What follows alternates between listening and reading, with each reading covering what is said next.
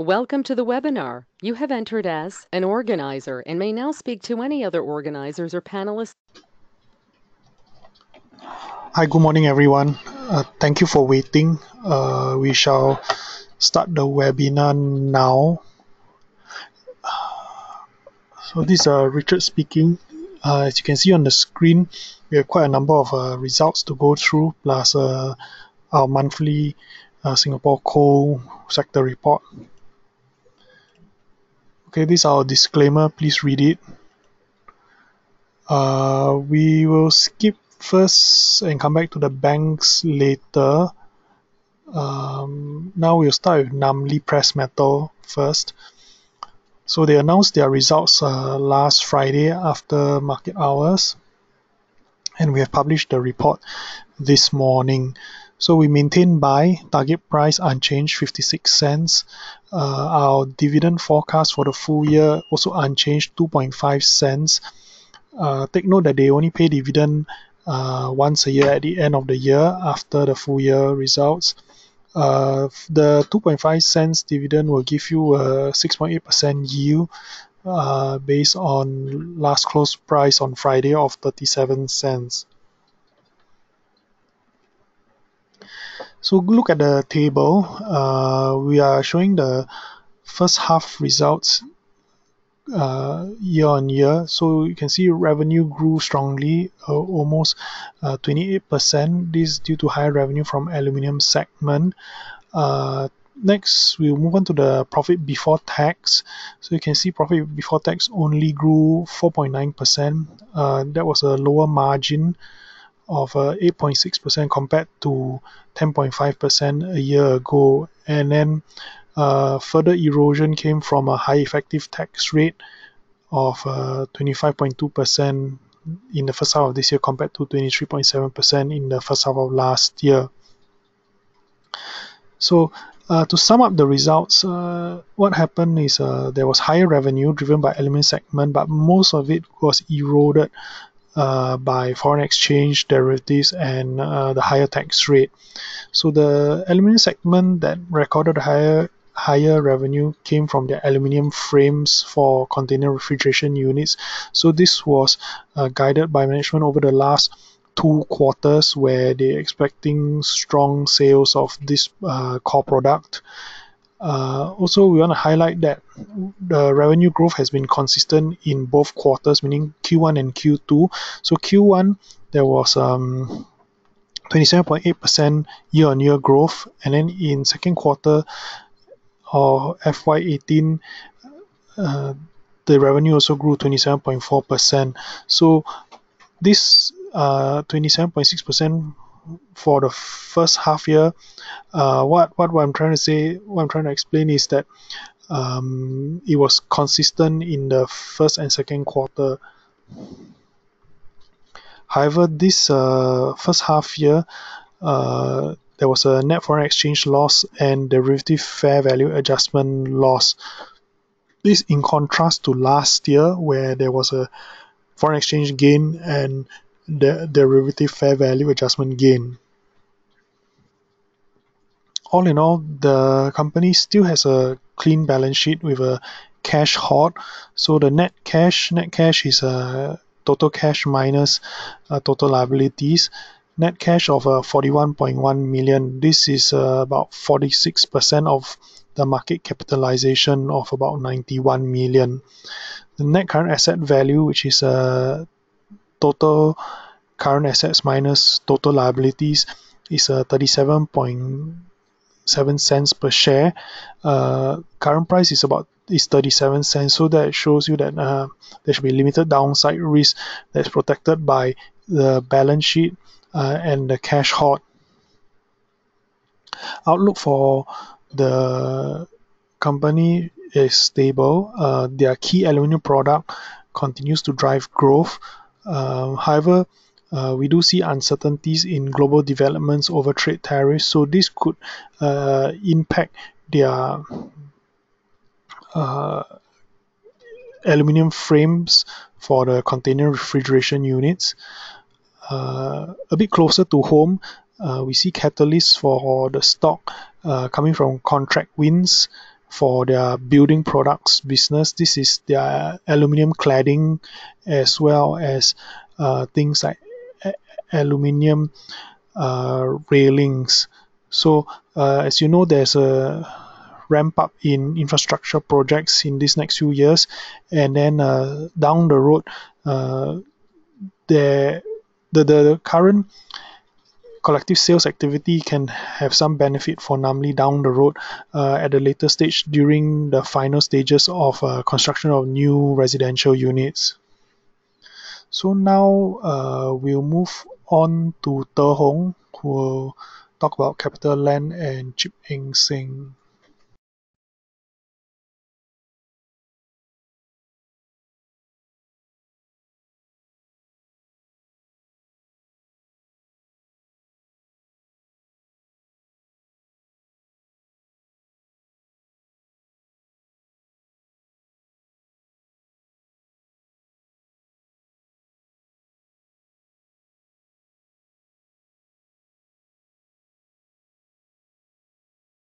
Hi, good morning everyone. Te Hong here. I will next move on to CapitaLand's results last week. So first off, I start with the numbers.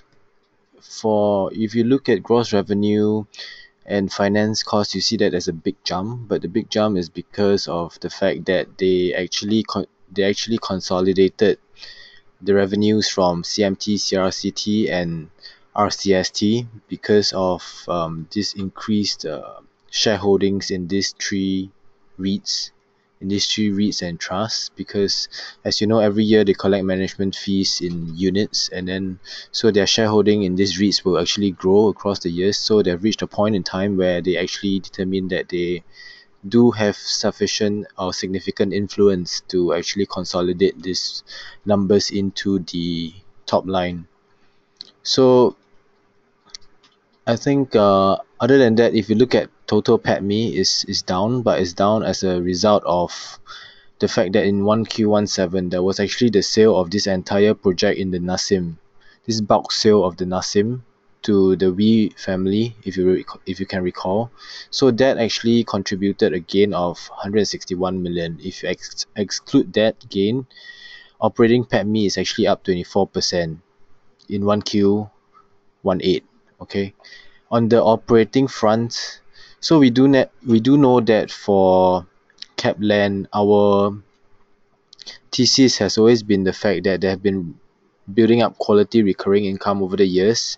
And for the recurring income portion, we know that the major segments for them would be the retail segment, office, and service residences. So for the retail side, China, which is the biggest market for the retail portfolio, China accounts for about 60% of the whole retail portfolio. That segment is actually doing pretty stable. Same mall tenant sales year on year has actually grown 6.2%, and so it's stabilizing in that region mid single digits. This is driven primarily by sales in tier 1 and 2 cities. Tier 3 is a bit slower. So on also still in China, the residential sales part is actually slowing. Well, first quarter this year versus last year, they actually only sold half the number of units. And this is also because of the fact that they have less inventory available for sale because of firstly less launches, because of probably because of the fact that management has assessed the situation. And but the thing is, the sell-through rate for all those units that has been launched has been good, and only 4% of all these units launched are unsold. But the fact is that with the remaining 3 quarters of the year, there are 6,000 units left that are due to be launched. So we expect these sales numbers to actually pick up from first quarter onwards. On the service residences front, Raffles is actually grew 5% year on year. And the major markets for them, if you look at the service residences portion, you have Europe, you have China, you have Southeast Asia. Europe and China are pretty stable. Europe and China are actually the main contributors for this RevPAR growth. As for Southeast Asia, it's actually flat. It's flat year on year in local currency terms. So the negative part will be tenant sales growth in Singapore, the second biggest market out of the total retail pie, about 36%. This one is down about a slight, I think, negative 0.7% thereabouts. A very flat or close to slight negative year-on-year growth, and this will compare to the close to 1% growth in the previous year. And if you notice the tenant sales across all these malls, if you can see from the retail REITs results, tenant sales in these retail malls have actually been lagging the general retail sales index so far last year and this year. In the first 2 months of this year, if you look at just the general retail sales index, which includes everything else, like it includes online sales, sales in petrol kiosks, sales of or we have excluded motor vehicle anyway. So that general retail sales index, which encompasses everything, is actually up in the first 2 months of this year, probably in the mid single digits, maybe 5 to 6%, but tenant sales have not caught up correspondingly. So that will be the main negative from the results this quarter. All in, we still maintain and accumulate. Our thesis has always been that they have been building up solid recurring income to complement the residential development business that they have. And this recurring income has actually, if you look at the outlook across all the segments, offices in Singapore, retail in China, service residences, actually outlook is pretty stable to positive. You add on to the fact that they have residential sales in China worth about 10 billion renminbi. These are residential units which are sold, and in China, as you know, the accounting policy is such that you only recognize revenue when it's finished building and handed over to the buyer. So this next 9 months alone, you will see that 10 billion worth of these sales will be completed and handed over. So you expect this amount to be recognized within the next 9 months. So this will continue to support earnings for the next 9 months as well. As for the recurring income segment, we estimate that the annualized operating PATMI for this segment alone is about 740 million, and this is sufficient to cover 1.5 times last year's dividend of 12 cents a share. Our target price is unchanged, 4.19. DPU estimated is 12 cents, and that gives you about a 3.2% dividend yield based on the last close of 3.75. I'll next move on to Seng. Based on the numbers, you see that the gross revenue is up. This is driven by property development sector and the hospitality sector, and you see that High Park, which is fully sold, and Grandeur Park, which is now 95% sold. These two projects will have their unbooked revenue gradually coming in as the construction for these two projects gradually gain momentum. So this portion plus the new acquisitions in Australia, the two new hotels in Australia, as well as the Park Hotel Alexandra that are in Singapore that they own, that hotel is seeing higher occupancy as well in the mid-80s region, and that primarily also driven by better corporate demand, because more than 50% of the occupants in that hotel are actually driven by corporate demand. So these two segments contributed to the growth in revenue.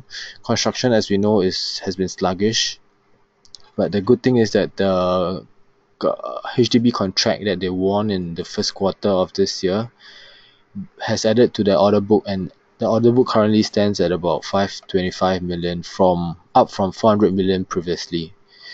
On the operating front, positives would include the fact that their existing inventory sales in Grandeur Park is still gathering momentum, is now about 95% sold. It's just slightly more than a year after they launched it in March last year. So after just 1 year of launch, you have it that there's 95% sold. I think it's pretty decent. It follows the successful launch of their High Park residences 3 years ago, which was also, if you track the sales of that previous project, after 1 year it was also close to about 90 plus percent, mid 90s% sold. So the momentum of sales for these two projects are actually pretty similar. And the good thing about having this project substantially sold at such an early point is that it pretty much gets self-funded after that, because when you have the construction phases completed, then you get all the buyers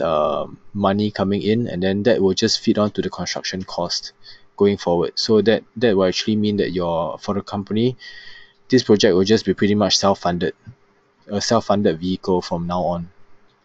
Then this Park Hotel Alexandra, I've talked about it.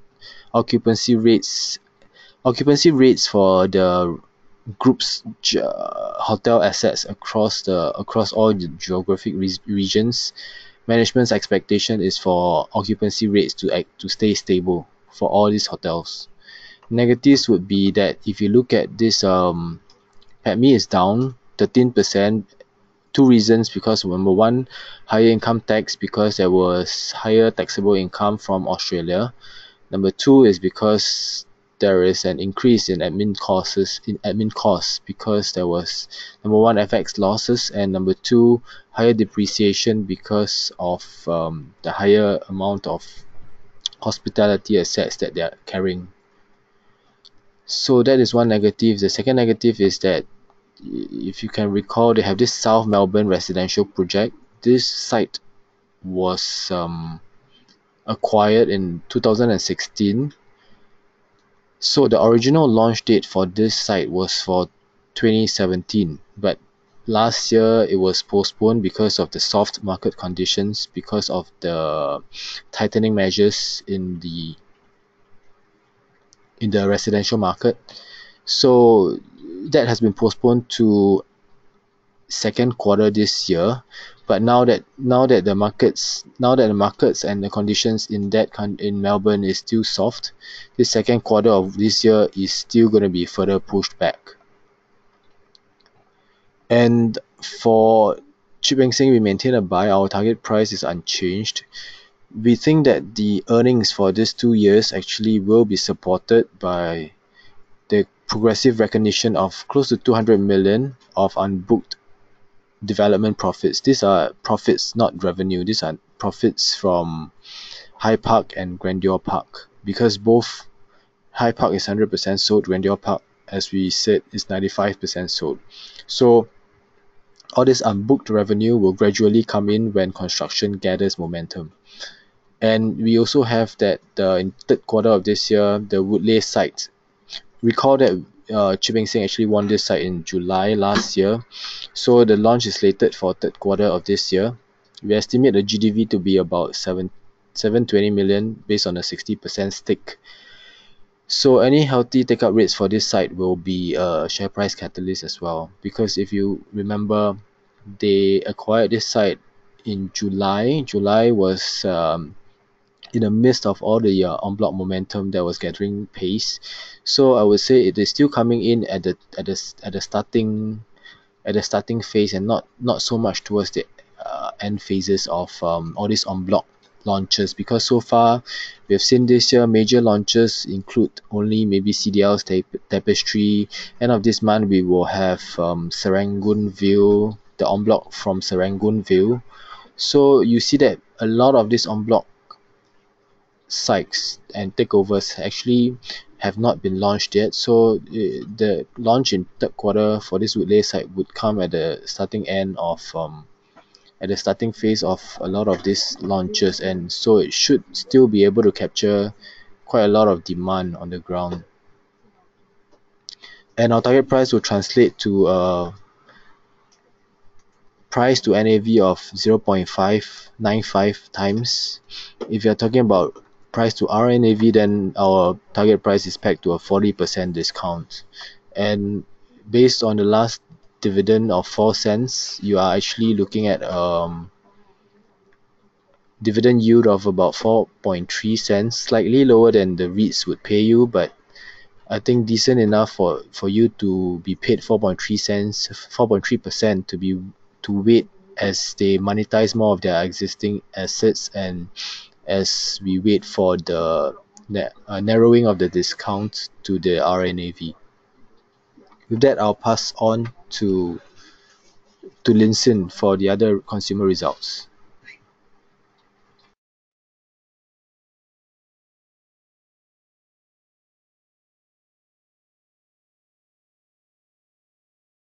Thank you, Tahong. So next we have Siong. So for Siong, so I'll just go through what was driving the revenue in the last quarter in first Q. So what happened was that we know that Woodland 6A and Verge stores were closed in second half of last year, and this actually contributed to the revenues of first Q 2017 at about 8%. So we are missing this 8%. And the new stores mainly coming from 3 in 2017, second half of 2017, and 4 more in as of this first Q. And these new stores, these 7 new stores, are actually driving about 7% top line growth.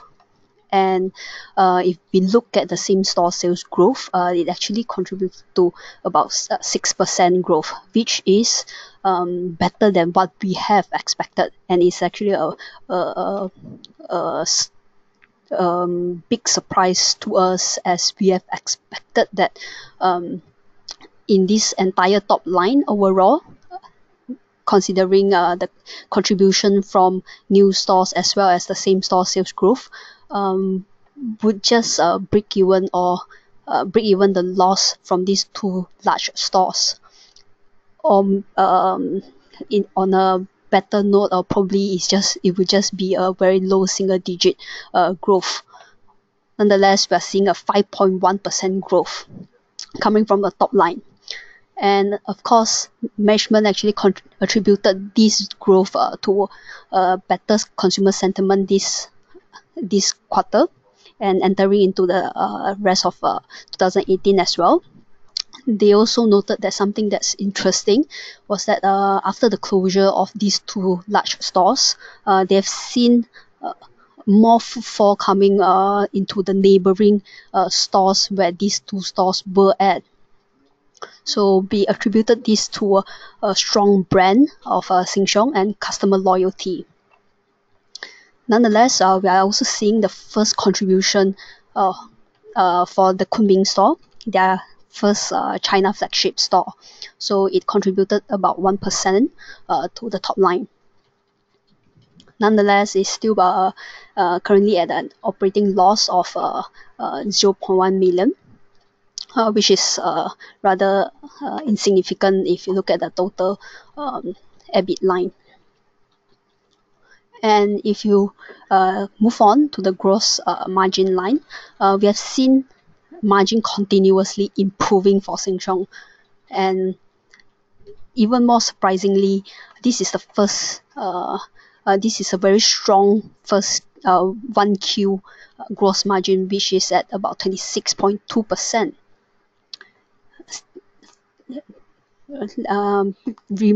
Recall that first Q usually would be a seasonally lower margin, where retailers tend to push volume for Chinese New Year sales.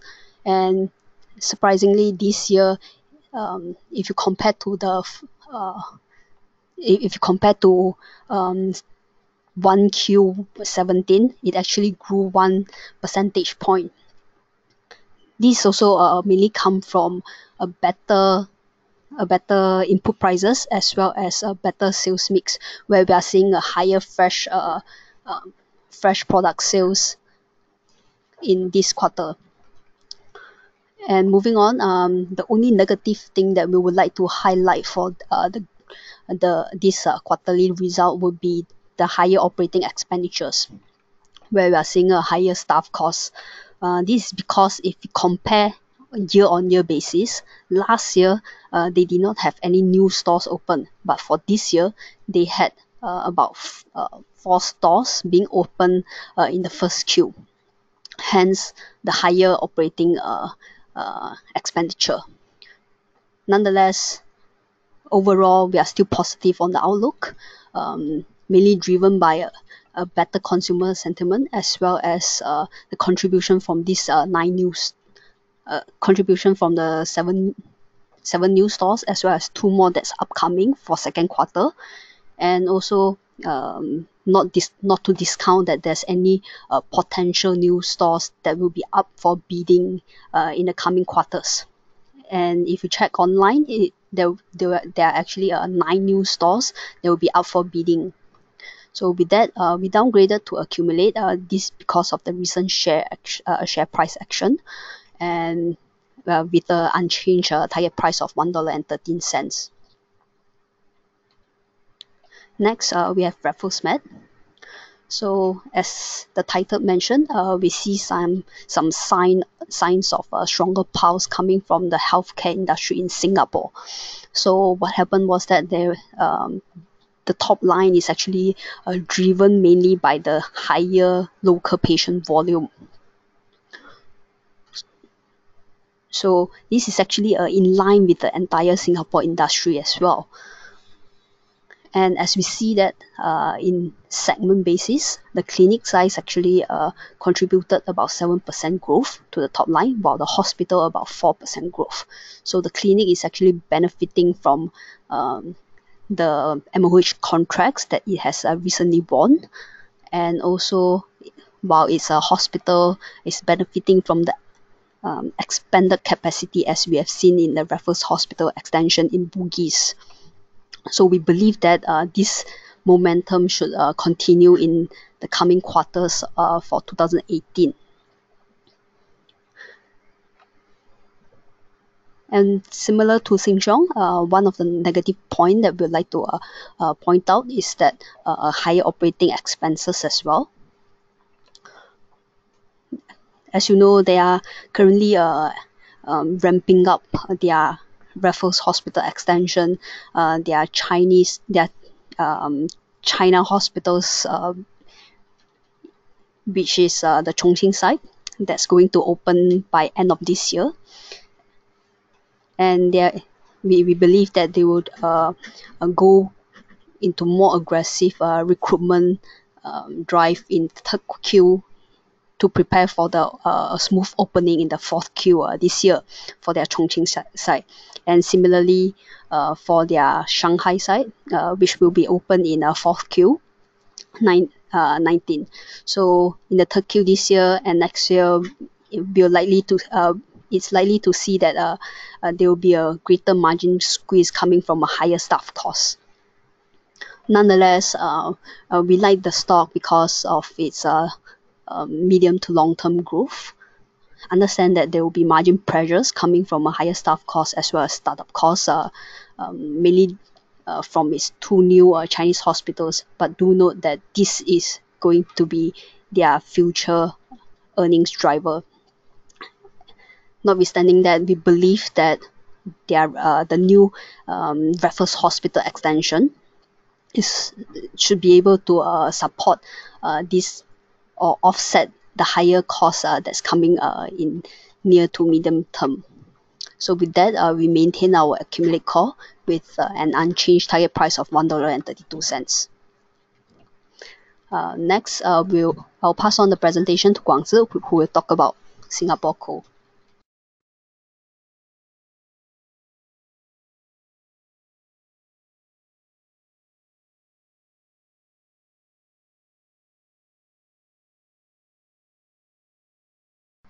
Okay, thank you, Linsin. It's Guangzi here. So next, we'll talk about the monthly coal update on Singapore coal sector.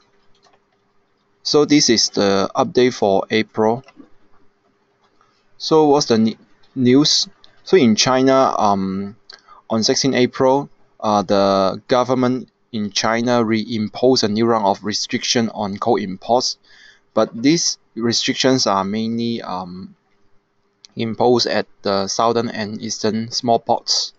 So for Indonesia side, the Indonesian coal miners reported a healthy growth of ASP in first Q, So for the production wise, the Adaro and Bukit Asam, these two main coal miners reported different production growth.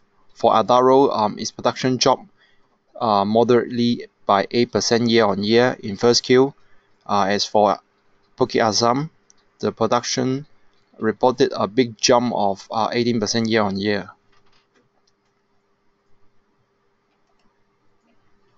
So how we view these policy changes?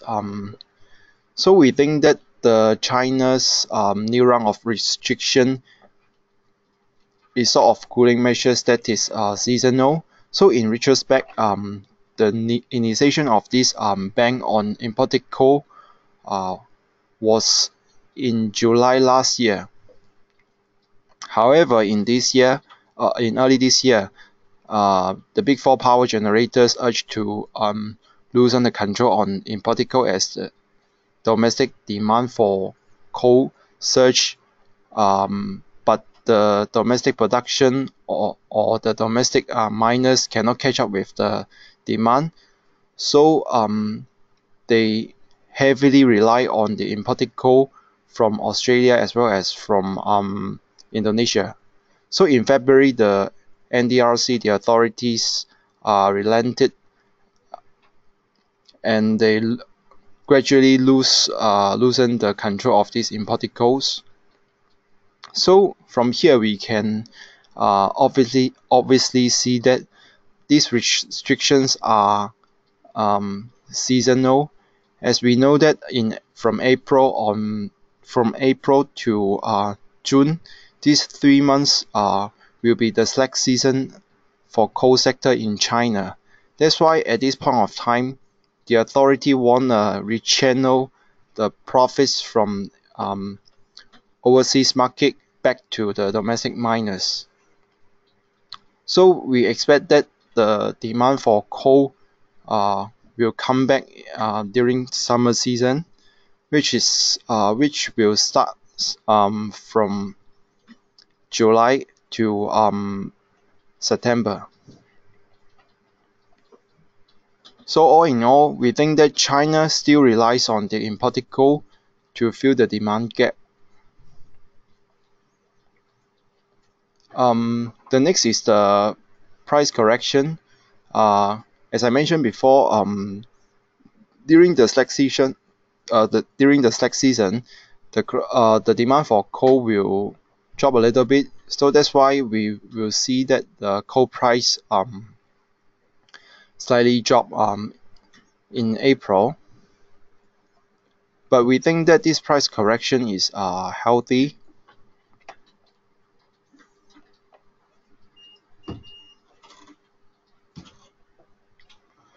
These are the coal trackers for this sector.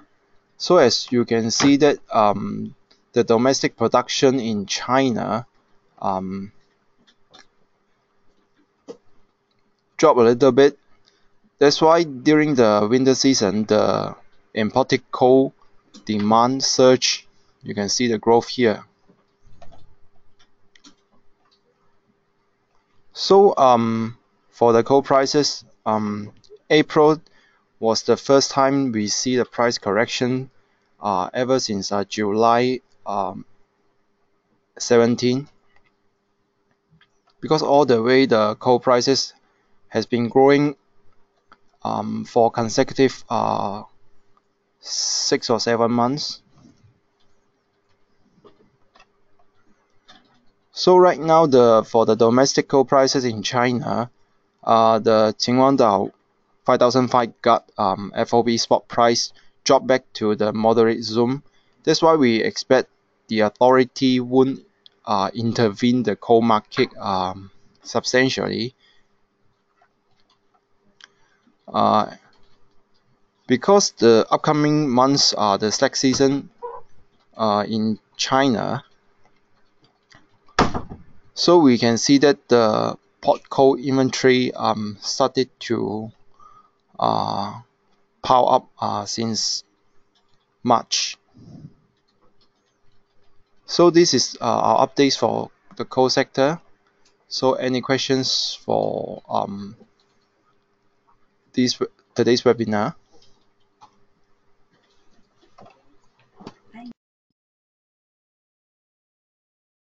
Hey, sorry. I'll pass on to Paul to talk about other sectors update.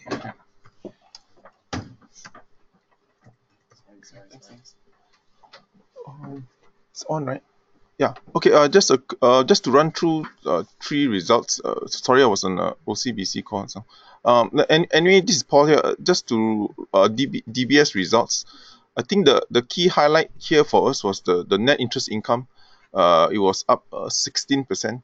I think the two main drivers was that, as mentioned in the past, that they are benefiting from higher margins and also volume. So you get this margin and also volume growth. That's helping on their net interest income. Fee also did reasonably well, mainly due to the wealth management. But this was a bit assisted by the acquisition of ANZ.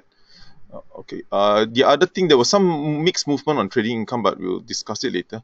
But anyway, the other positive that we was Hong Kong. Hong Kong saw earnings surge by almost 70%. Again, as you know, the loans growth in Hong Kong is rising mid-teens, around 15%. So that is actually helping the group. And also, you can see the allowance is down 18% year over year. Due to the benign asset quality, but actually it's still rather high compared to the other two banks. Okay, in terms of the negatives, was just some tweaking of the investment securities, but trading income surge. And also during the call, do note that there were quite a bit of questions on the impact of rising interest rates on asset quality. But what was mentioned was that this is based on their asset. This is what they said anyway. That most of the mortgages that they approve is based on the 3.5% interest rates. Okay, and as all you know, mortgages depend more on the employment levels rather than the level of interest rates. Okay, for us, we downgraded to accumulate due to the share price, but we actually raised our target price. We think the growth drivers are still intact.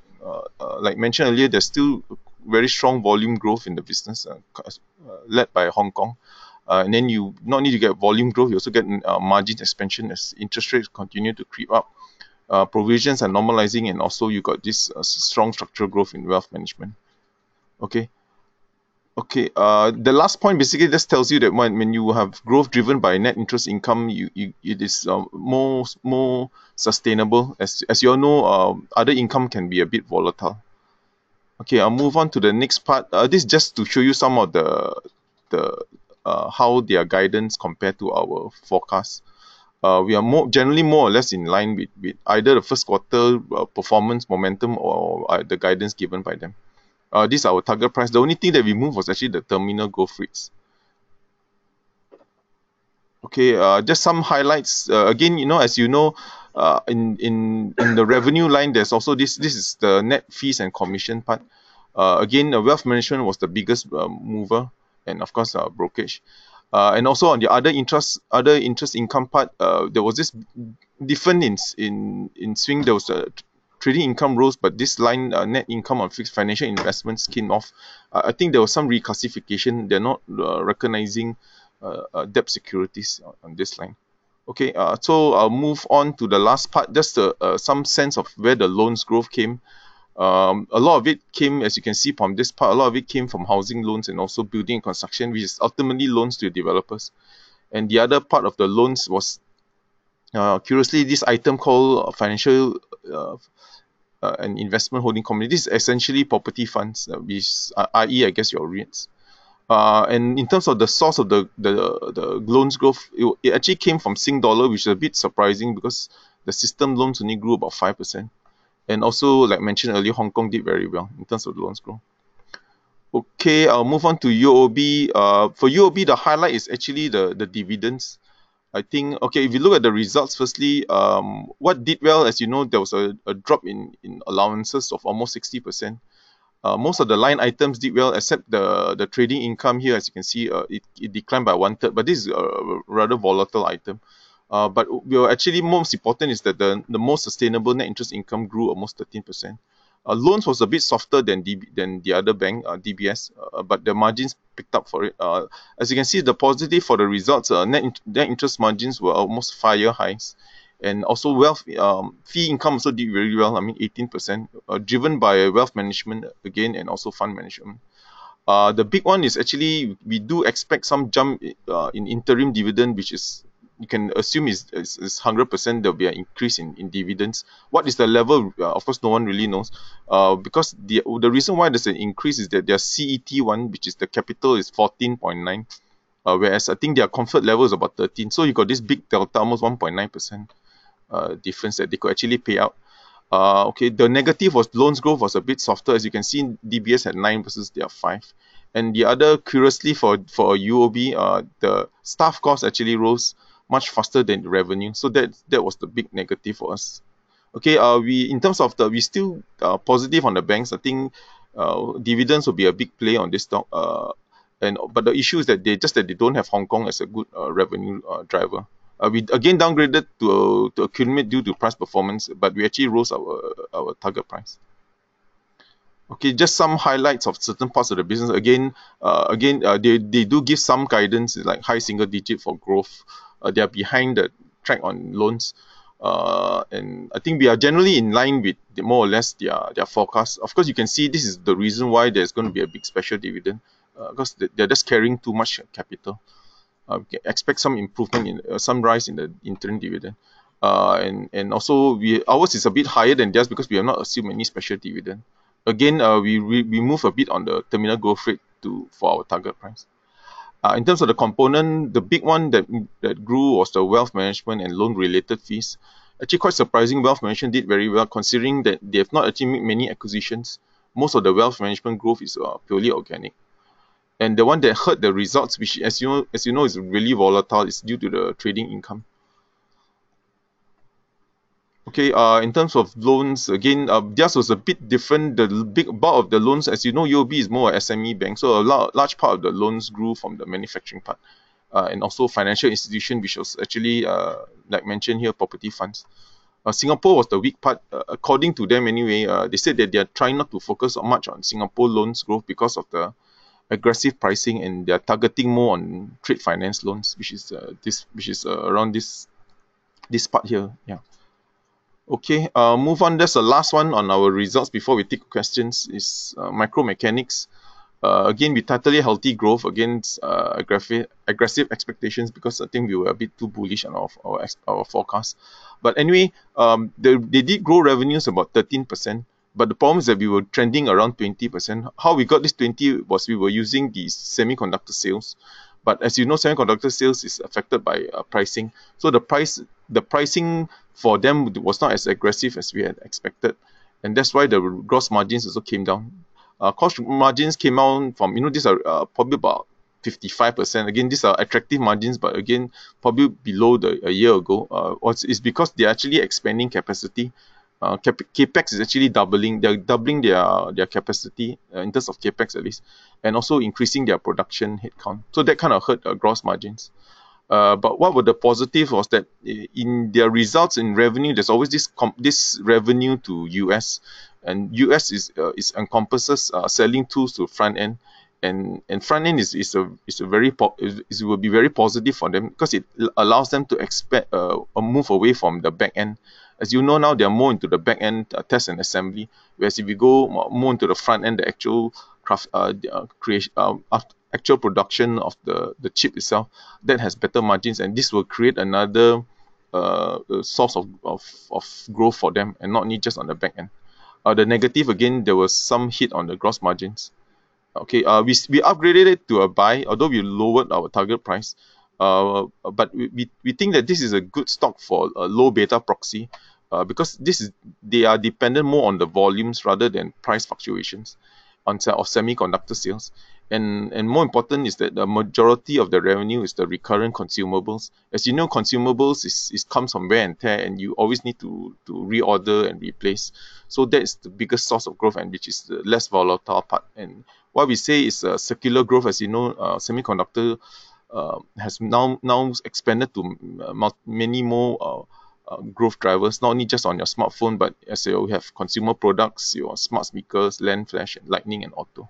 Okay, so that's the reason why we still have a buy, and our target price is based on the supply chain around mid-teens PE, and because of the good performance, we also think there could be some upside surprise on dividends. They are trading about 4% yield now. Okay, that's it for us. We will move on to sorry for flicking the slide. We'll move on to the questions. Thank you.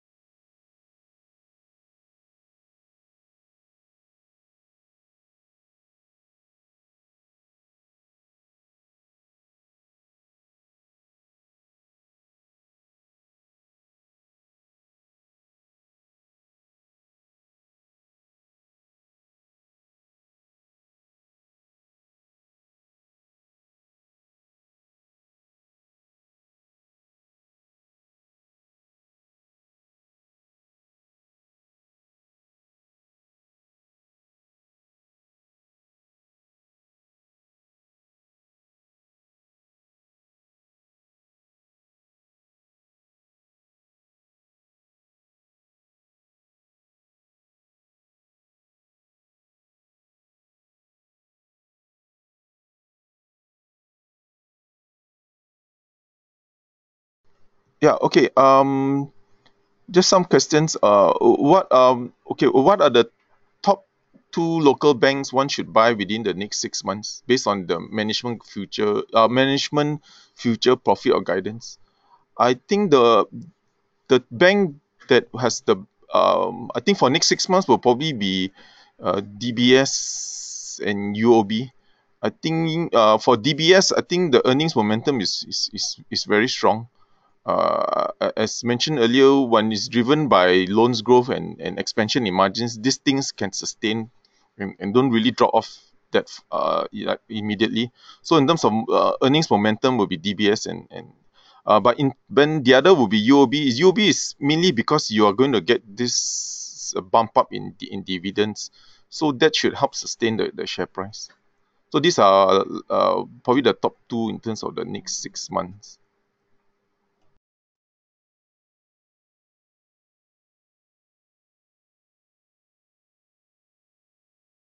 And the next one is as all the three local banks already announced their results.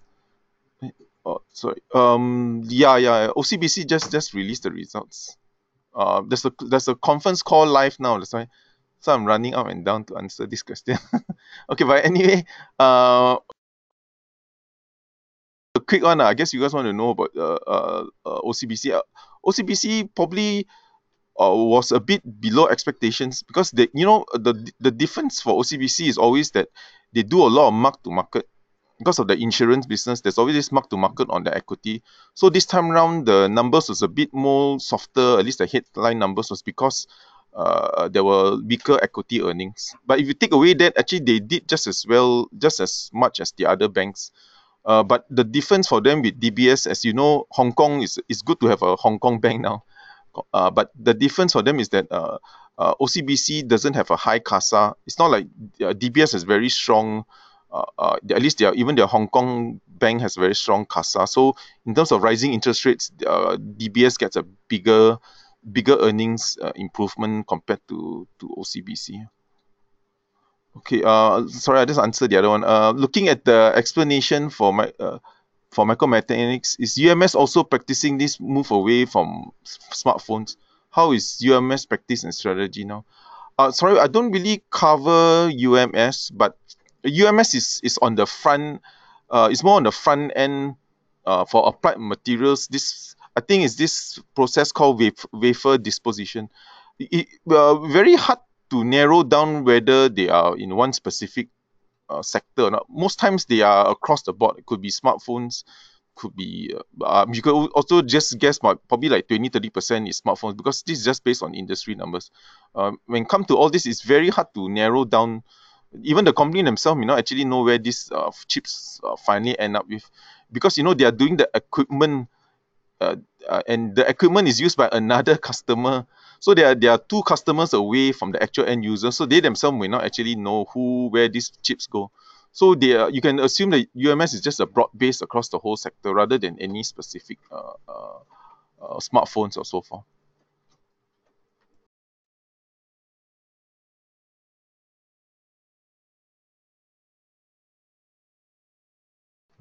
Hi, it's Guangzi here. There is a question asking about any updates on target price of geoenergy as well as golden energy. So for geoenergy, our target price is 47 cents, and for golden energy, our target price is for geoenergy, our target price is 47 cents. For golden energy, our target price is 48 cents.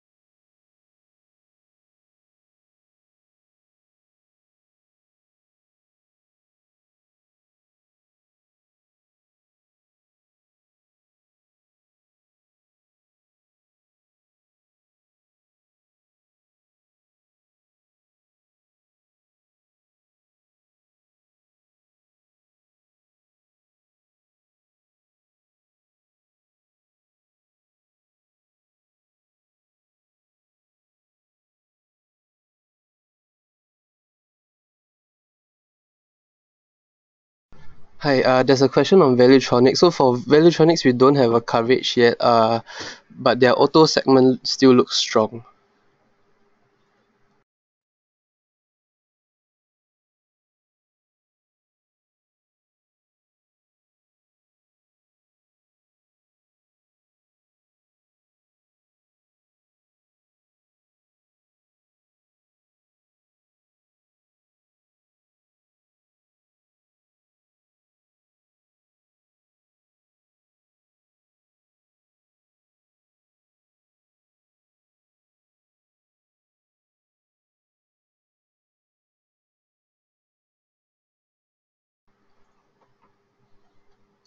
There is a question asking about Ezion, because Ezion has been dropping since its resumption of trading. So right now we don't have any recommendation for this counter, and we believe the price drop was mainly due to some of the bondholders. They exercise the warrants and convert to the shares, and they sell the shares to recoup their losses due to the bonds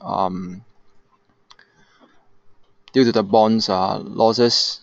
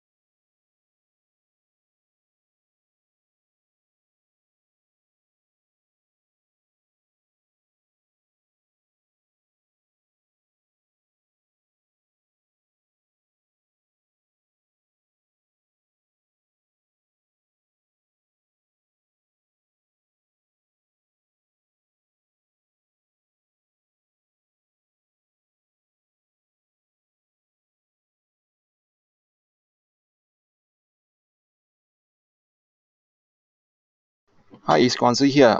There is a question asking about China Sunsin. Since some of its competitors are back into production, not sure whether its competitors such as Yangguo Huatai and another one Tianjin Kemai will have some impacts on China Sunsin's performance. So yes, it's true. For Yangguo Huatai, for this year the capacity will ramp up by 20,000 tons of insoluble sulfur and another 25,000 tons of rubber accelerators. But this capacity will come into play in late this year. So like China Sunsin also it has been waiting for the approval for the trial run of the rubber accelerator as well as the insoluble sulfur. Because all these companies are waiting for the approval for the commencement of the operation. So we think that the ramp up of capacity of this sector will have limited impact on China Sunsin's performance as the demand for robot accelerators and the IS is still strong. So as of now and in the second Q or third Q, we still expect that the ASP will stabilize at a high level. So we do so we are upbeat on China Sunsin's performance in 2Q and 3Q this year.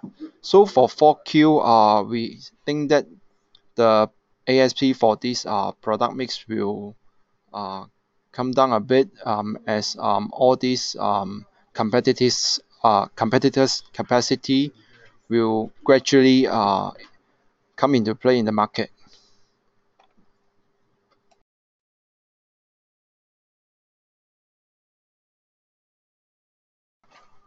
Okay. Hi.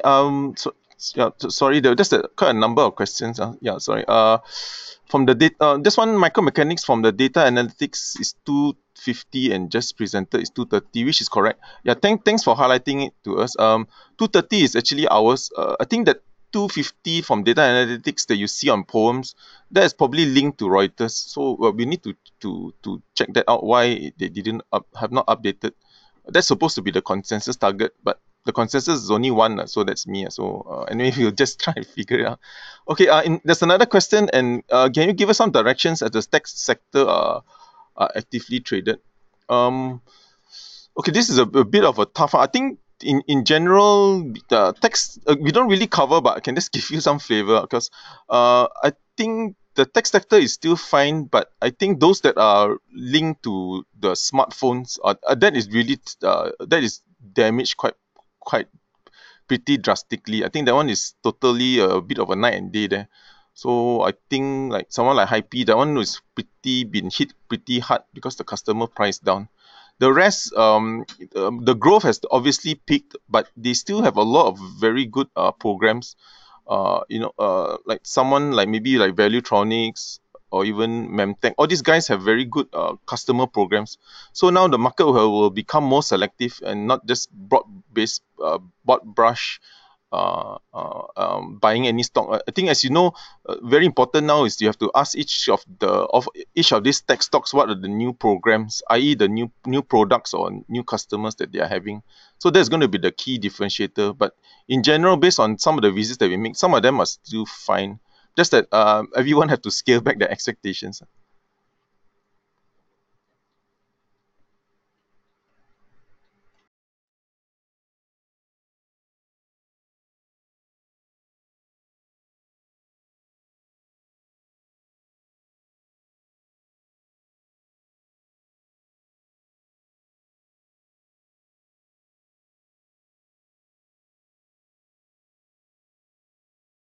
Okay, I think we've probably answered all the questions. Just that we're running through them. Yeah, I think we probably answered all. If there are no others, I think we will end it right now. Okay. Thanks a lot for attending.